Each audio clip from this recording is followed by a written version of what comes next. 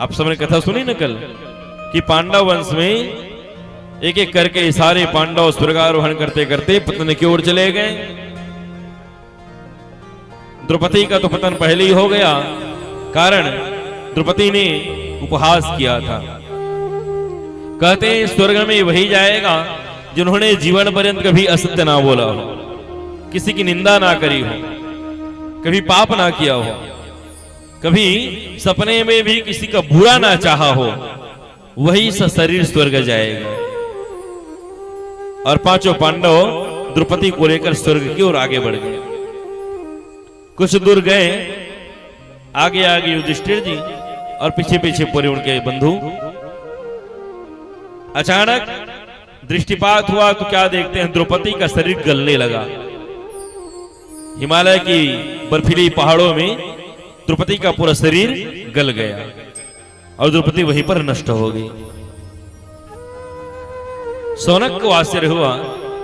सौनक ने पूछा, गुरुदेव द्रौपदी तो पतिव्रता नारी है, 5 पंचकन्याओं में द्रौपदी, मंदोदरी, सीता इनका नाम आता है। तारा, अहिल्या ये पंचकन्या है। द्रौपदी साधारण कन्या नहीं है। द्रौपदी तो दिव्य कन्याओं में से कहते हैं, प्रातः उठ करके 5 कन्याओं का नाम यदि लिया जाए तो उनका कभी अहित नहीं होता, उनका सुहाग अमर होता है। कौन कौन है वो 5 कन्या?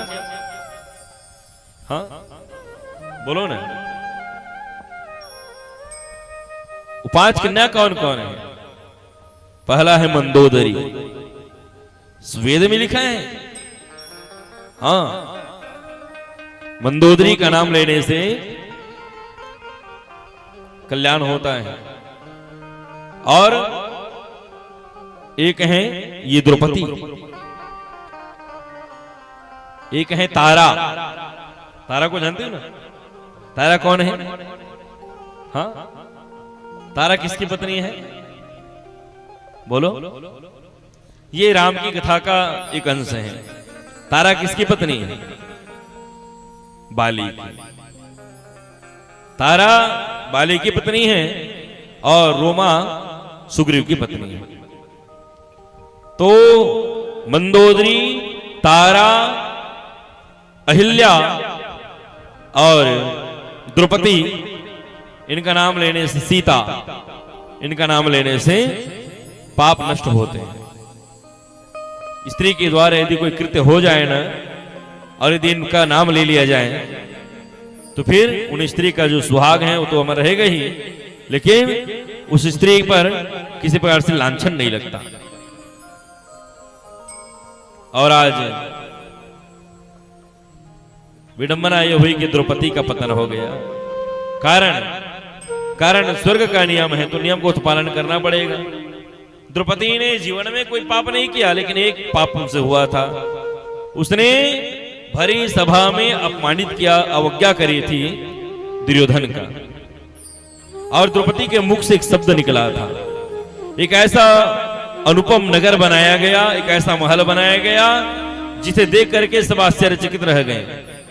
जहां दरवाजा दिखता था वहां दीवाल होते थे, जहां दीवाल दिखता था वह दरवाजा होते थे। दुर्योधन तो घुस गया महल के अंदर, ऐसा चकाचौंध वाला महल। दुर्योधन जा रहा था, दरवाजा है समझ करके जैसे ही आगे बढ़ा तो टकरा गया मस्तक। छू के देखा तो अरे तो दीवाल है। दिखने में दरवाजा जैसा बना है पर था दीवाल। और जिनको दीवार समझ करके धीरे धीरे पकड़े पकड़े जा रहा था तो हां सीधा अंदर चला गया। वो दीवार नहीं, दरवाजा है वहां पे। तो ऐसा महल, इतना विचित्र महल, दुर्योधन फंस गया वहां जाकर। आगे बढ़े तो क्या देखते हैं, सामने नदी है, सामने पानी भरा है। तो दुर्योधन ने अपनी धोती उठाई और धोती उठाकर धीरे से अपना पैर रखा, पानी में है तो कहीं धोती भीग ना जाए। जो था वो दिखता नहीं था, जो नहीं था वो दिखता था। तो दुर्योधन पत्थर समझकर पैर रखा, पत्थर नहीं पानी है, धड़ाम से गिर गया। दुर्योधन गिरा और इसे देखकर द्रौपदी हंसने लगी। महल के अटारी पर चढ़ी हुई द्रौपदी ने कहा, अरे देखकर चल नहीं सकते? और उसके मुंह से एक शब्द निकला, अंधस्य पुत्र अंधाहा। मतलब अंधे का बेटा अंधा ही रहेगा।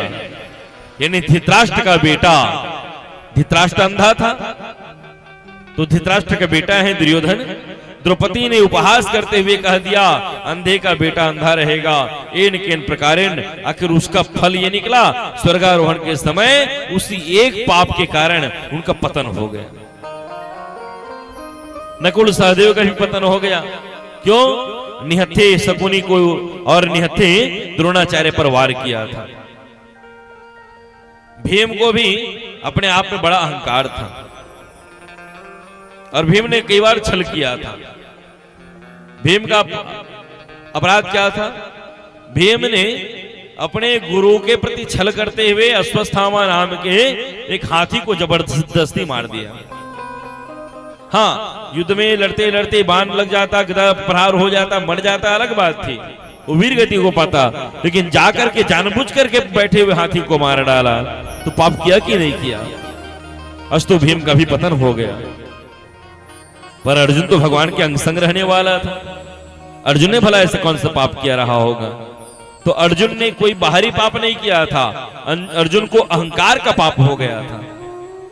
हनुमान जी को भी ललकार दिया था एक बार अर्जुन ने, लेकिन मात खानी पड़ी थी अर्जुन। तो अर्जुन के अभिमान ने उसको ले डूबा और देखते देखते चारों भाई का पतन हो गया। अंत में युधिष्ठिर जी वो स्वर्ग तक पहुंचे, लेकिन वो भी सही सलामत नहीं पहुंचे। उनके भी जो पैर का अंगूठा है ना, वो गल गया। क्यों? उसने भी सहायता करी थी झूठ बोलने में। भले पूरा झूठ नहीं था, पर झूठ तो झूठ होता है ना। अब पूरा झूठ बोलो या आधा झूठ बोलो, झूठ तो झूठ होता है। तो युधिष्ठिर जी ने कहा था, कल मैंने बताया था कि अश्वत्थामा हतोहता नरो वा की कुंजरो। अश्वत्थामा मारा गया, हाथी है या नर ये पता नहीं, तो इतना ही झूठ बोला था उसने। उसका परिणाम युधिष्ठिर के भी पैर का अंगूठा गल गया।